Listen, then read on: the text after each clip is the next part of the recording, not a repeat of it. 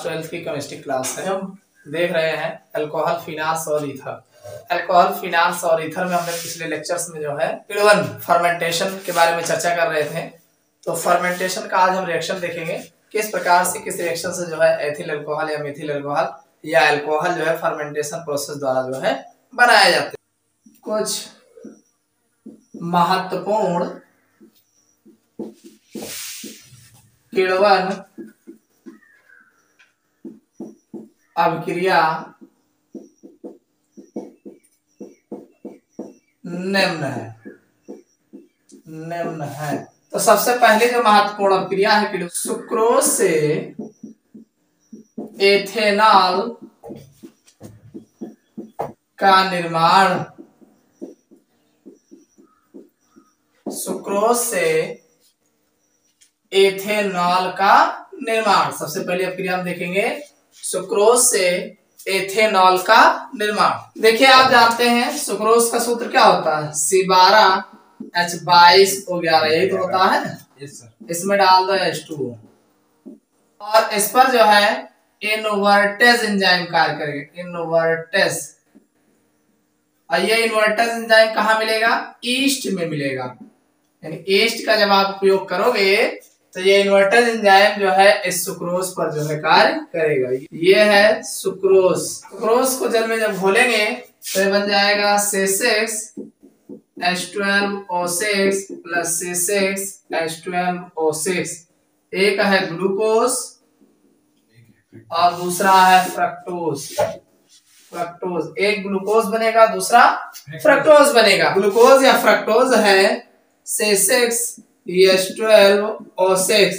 इस पर जो है जाइमेज, इस पर जो है जाइमेज एंजाइम कार्य करेगा। ये भी जो है ईस्ट में पाया जाता है। कहाँ पाया जाता है, ईस्ट में जाइमेज एंजाइम पाया जाता है। ये क्या करेगा, ये इसको C2H5OH और प्लस कार्बन डाइऑक्साइड में तोड़ देगा।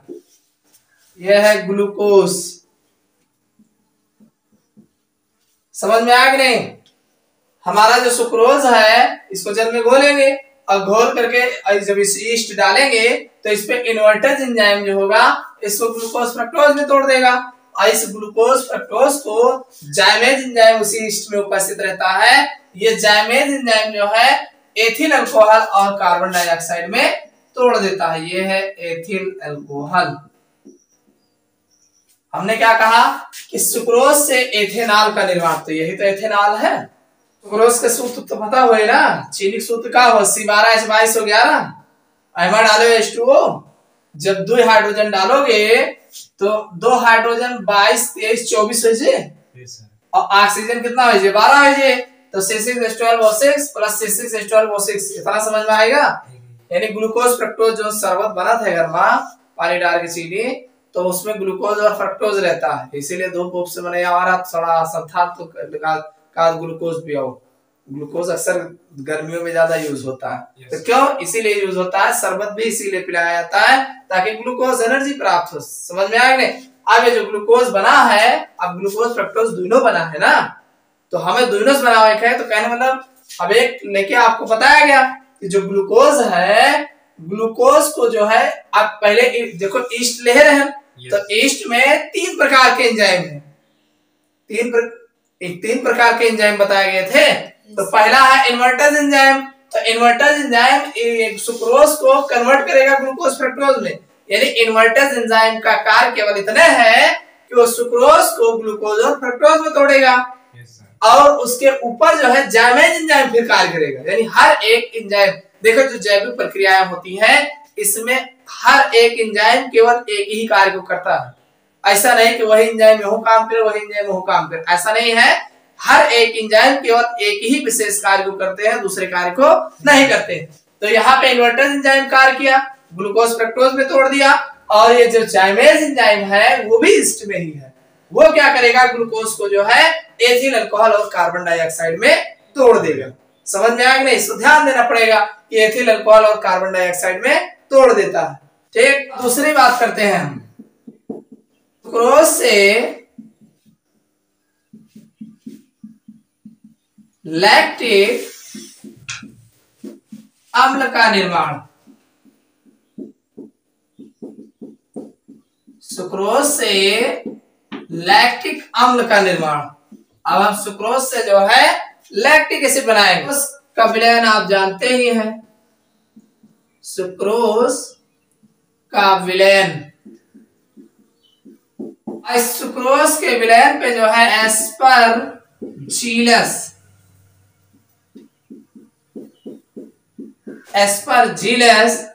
नाइजर, सुक्रोज का जो जलीय विलयन है उस पर एस्परजिलस नाइजर नामक जो है, और इसको बनाएगा CH3COOH। ये है लैक्टिक एसिड। आपको यहाँ पे लैक्टिक एसिड का फार्मूला याद रखना पड़ेगा। लैक्टिक एसिड का फार्मूला होता है CH3CHOH, CH3CHOH। ये लैक्टिक एसिड है। ये बनेगा कहां से? सुक्रोज के जो विलयन होते हैं उस पर एस्परजिलस नाइजर नामक जो है बैक्टीरिया कार्य करते हैं, या आप कह सकते हैं जो किण्वन होते हैं, ईस्ट होते हैं, वो इस पर एस्परजिलस नामक जो है एंजाइम्स कार्य करते हैं, और ये कार्य करते हैं तो इसको लैक्टिक एसिड में कन्वर्ट करते हैं। अब यहाँ पे कहो कि और क्या बना, क्या बोलिए, तो ये इसमें आपको केवल इतना ध्यान देना है, लैक्टिक एसिड बनता है। ठीक, अगला है सुक्रोज से ग्लिसरॉल का निर्माण।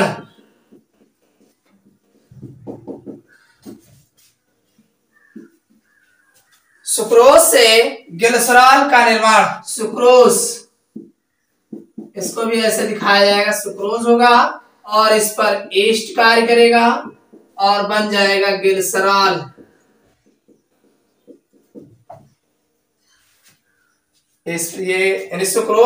सुक्रोज पर ईस्ट का एंजाइम कार्य करेगा और फिर जो है ग्लिसरॉल बनेगा। अगला है स्टार्च से एथेनॉल।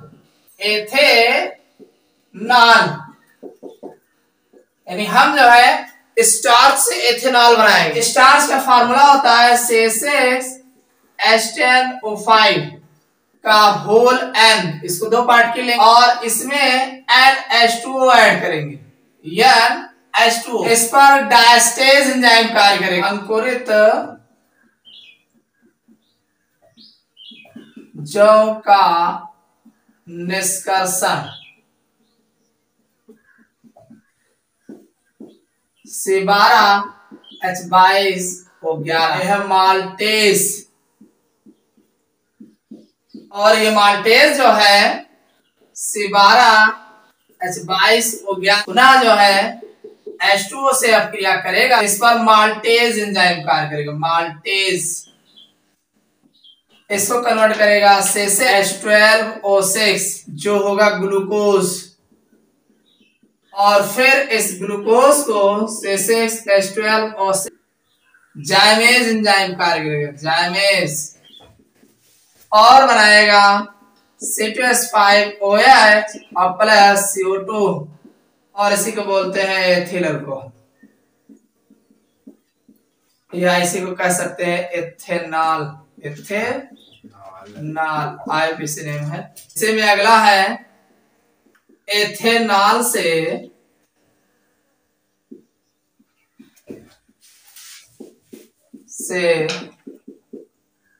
एसिटिक एसिड का निर्माण।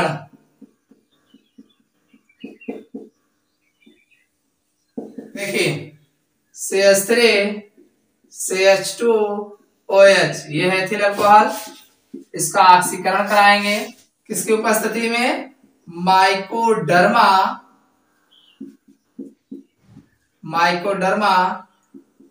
एसिटी बेसिलाई, माइकोडर्मा एसिटिल बेसिलाई, इसको कन्वर्ट कर देगा CH3COOH और साथ में H2O बनाएगा। यही एसिटिक एसिड है। हम किण्वन विधि पढ़ रहे हैं ना, किण्वन द्वारा क्या क्या बनाएंगे। देखो कुछ महत्वपूर्ण किण्वन अभिक्रियाएं, ये सब किण्वन से ही बनता है। क्या क्या बनता है? सबसे पहले सुक्रोज से एथेनॉल का निर्माण करेंगे, जो हमारा सुक्रोज होता है, सुक्रोज से एथेनॉल बनाएंगे तो सुक्रोज का फार्मूला C12H2211 होता है। इसमें H2O डालेंगे, हमने कहा था तन विलयन यूज करते हैं, पानी डाल के तन कर लेंगे सुक्रोज। और सुक्रोज पर जो ईस्ट में इन्वर्टेज एंजाइम होता है वो कार्य करता है, ग्लूकोज फ्रक्टोज में चेंज कर देता है। और ये ग्लूकोज फ्रक्टोज जो बनेगा इस पर अब तुरंत जो है जाइमेज एंजाइम कार्य करता है। जैसे बनेगा जाइमेज एंजाइम कार्य करेगा और इसको एथिल अल्कोहल और कार्बन डाइऑक्साइड में तोड़ देता। तो यही कार्बन डाइऑक्साइड के कारण तपन ज्यादा हो याद है, उष्मा ज्यादा क्यों हो जाती है? इसी कार्बन डाइऑक्साइड के कारण हो जाती है। अब ये एथिल अल्कोहल ये बन गया किससे? सुक्रोज से एथेनॉल। अब बात आई सुक्रोज से लैक्टिक अम्ल का निर्माण। तो यह केवल लैक्टिक अम्ल का याद रखेगा है। अब कौन सा इस पर क्या कार्य करता है एंजाइम? तो सुक्रोज के विलयन पर एस्परजिलस नाइजर नामक एंजाइम कार्य करता है। एस्परजिलस नाइजर नामक एक बैक्टीरिया होता है, एंजाइम्स होता है जो कार्य करता है, इसको लैक्टिक एसिड में कन्वर्ट करता है। लैक्टिक एसिड का फॉर्मूला होता है CH3CHOS ये लैक्टिक एसिड। ठीक, अगला होता है सुक्रोज से ग्लिसरॉल का निर्माण। सुक्रोज से ग्लिसरॉल भी बनता है। ये कैसे बनेगा? सुक्रोज पर ईस्ट डाल दोगे तो वहां पर ग्लिसरॉल भी बनता है। समझ में आ गया? अगला है स्टार्च से एथेनॉल। स्टार्च कहां मिलेगा? स्टार्च अंकुरित जौ में मिलता है। अंकुरित जौ, जो अंकुरित हुआ होता है जौ, उसी में स्टार्च की मात्रा पाई जाती है। तो कहने वाला ये जो हमारा स्टार्च है C6H10O5 ये स्टार्च का फार्मूला है। स्टार्च का फार्मूला क्या है? C6H10O5 होता है। और ये होल N लगाया गया और आगे से 2 पार्टिकल लिया गया। तो होल N जब लगाओगे जितना N रहेगा उतना H2O इसमें ऐड करेंगे। स्टार्च का फार्मूला C6H10O5 होता है, इसको ध्यान रखिएगा। और ये होल N यानी होल N रहेगा, यानी कितना है ये नहीं पता रहेगा। और आगे से जितना लेना हो ले लो, आगे NH2O जितना होल N रहेगा उतना H2O ऐड करेंगे। तो इस पर कौन सा एंजाइम कार्य करेगा? इस पर डायस्टेज एंजाइम कार्य करेगा। कौन सा एंजाइम कार्य करेगा? डायस्टेज एंजाइम कार्य करेगा। और ये अंकुरित जौ का, इस अंकुरित जौ में से जो है इसको माल्टेज को कन्वर्ट करेगा। यानी अंकुरित जौ में स्टार्च होता है तो ये स्टार्च को जो है माल्टेज में कन्वर्ट करेगा। माल्टेज का फार्मूला होता है C12H2211। यही तो चीनी का भी फार्मूला है। हाँ, चीनी का भी यही फार्मूला होता है और माल्टेज का भी यही फार्मूला होता है। अब ये माल्टेज जो है इस पर माल्टेज एंजाइम कार्य करेगा। इसमें H2O में जब डालेंगे तो इसमें माल्टेज एंजाइम कार्य करेगा और माल्टेज एंजाइम इसको ग्लूकोज में कन्वर्ट कर देगा। और जैसे ग्लूकोज में कन्वर्ट होगा जाइमेज एंजाइम दौड़ के कार्य करना स्टार्ट कर देगा। अरे हमने आपको इसमें इन्वर्टेज, जाइमेज और माल्टेज तीनों एंजाइम बताए थे ना, रहते हैं। तो वही दिया है, ये जो आपका ग्लूकोज बनेगा इस पर जाइमेज एंजाइम कार्य करेगा, एथिल अल्कोहल और कार्बन डाइऑक्साइड में तोड़ देगा। वही प्रोसेस फिर आ गई। ये इस तरीके से एथेनॉल बनता है। अब एथेनॉल से एसिटिक अम्ल का निर्माण, दारू से सिरका का बनना। अरे एथेनॉल को है ये आपका जो है अल्कोहल कहा जाता है। मेन अल्कोहल यही है एथेनॉल। मेन अल्कोहल का मतलब जो शराबों का मुख्य अवयव है इसे एथेनॉल को ही कहा जाता है। इसी को लोग पीने में प्रयोग करते हैं। अब ये एथेनॉल है। एथेनॉल को जब हम ऑक्सीकरण कराते हैं कहा? माइकोडर्मा एसिटिल बेसिलाई की उपस्थिति में। माइकोडर्मा एसिटिल बेसिलाई इनकी उपस्थिति में जब हम इसका ऑक्सीकरण कराते हैं तो हमें एसिटिक एसिड और जल बनता है। यानी हमें सिरका मिलेगा और पानी मिलेगा बस। तो माइकोडर्मा एसिटिल बेसिलाई ये पुराने सिरके में पाए जाते हैं। और इस पुराने सिरके को, एथिल अल्कोहल को इस पुराने सिरके के ऊपर से जब गुजारा जाता है, ऑक्सीकरण कराते हैं तो हमें एसिटिक एसिड और H2O बनता है। समझ में आया कि नहीं? इस तरीके से हमें किण्वन विधि द्वारा अलग अलग जो है प्रोडक्ट प्राप्त होते हैं। अगले हेडिंग डाल लो, मोनोहाइड्रिक अल्कोहलों के गुणधर्म। मोनो प्रॉपर्टीज ऑफ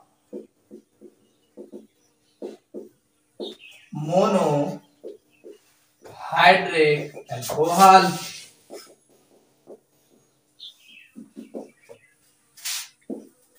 जो मोनोहाइड्रिक अल्कोहल होते हैं इनके क्या गुण है? तो सबसे पहला लिख लीजिएगा फिजिकल प्रॉपर्टी, भौतिक गुण। भौतिक गुण जिसे हम फिजिकल प्रॉपर्टीज के नाम से जानते हैं। सबसे पहले भौतिक अवस्था की बात कर लेते हैं। भौतिक अवस्था ये कैसे दिखते हैं। ठीक, देखिए इसमें जो अल्कोहल के निम्न सदस्य होते हैं, ऐसे होते हैं निम्न सदस्य, मतलब C1 से लेकर के C11 तक के अल्कोहल के जो निम्न सदस्य होते हैं, जैसे C1 से लेकर C11 तक के द्रव अवस्था में होते हैं। कैसे होते हैं? द्रव अवस्था में होते हैं, द्रव अवस्था में होते हैं। जबकि उच्च सदस्य,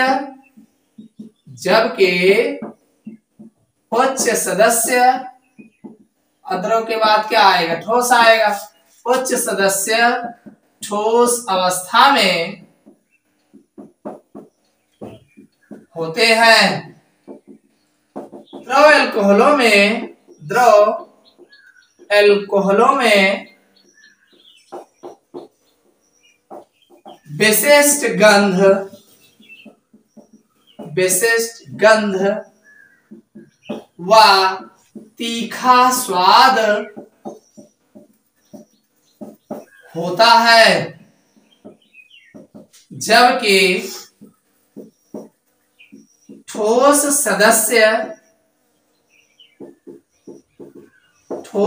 गंधहीन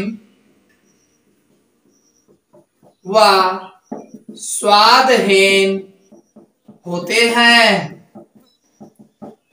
भाई इसमें जो द्रव अल्कोहल होते हैं, जितना लिक्विड फॉर्म में होते हैं, ये इनकी एक विशेष गंध होती है और इनकी गंध को अल्कोहलिक गंध बोला जाता है। ठीक है, विशेष गंध होती है और इनका स्वाद जो होता है तीखा होता है। और जबकि ठोस सदस्य जो होते हैं वो गंधहीन और स्वादहीन होते हैं। दूसरा है विलयता, सॉल्युबिलिटी। विलयता देखिए, ये जल और कार्बनिक विलायक दोनों में विलय होते हैं। अल्कोहलों के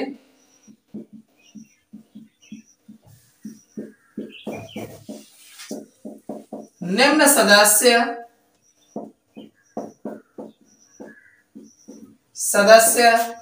जल में पूर्ण विलय तथा जैसे जैसे कार्बन की संख्या बढ़ती जाती है, बढ़ने पर विलयता घटती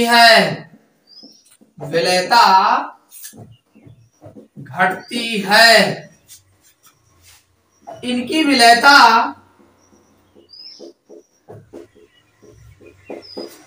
इनमें उपस्थित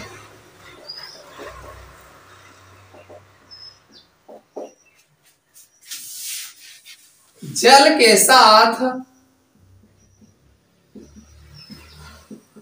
हाइड्रोजन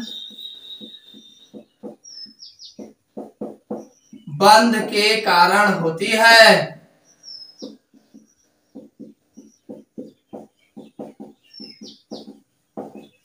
और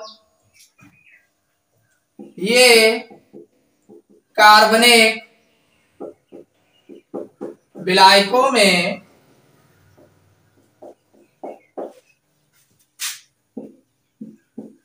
पूर्ण विलय होते हैं।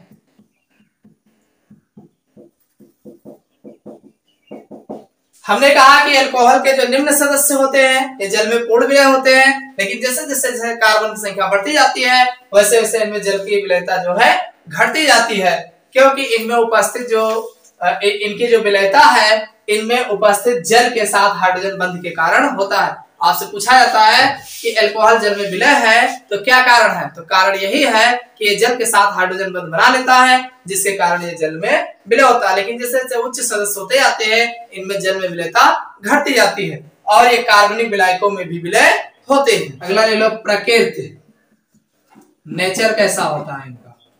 अल्कोहल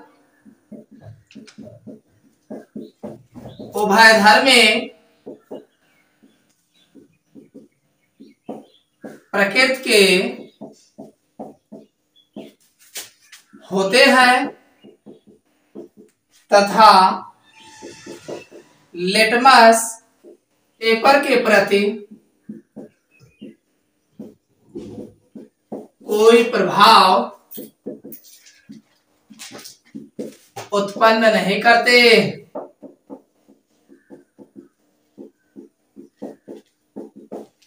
भाई एल्कोहल जो होता है ये उभयधर्मी प्रकृति का होता है और लिटमस पेपर के प्रति जो है कोई प्रभाव उत्पन्न नहीं करते। ये इनके भौतिक गुण है, भौतिक अवस्था और विलयता और इनकी प्रकृति कैसी होती है।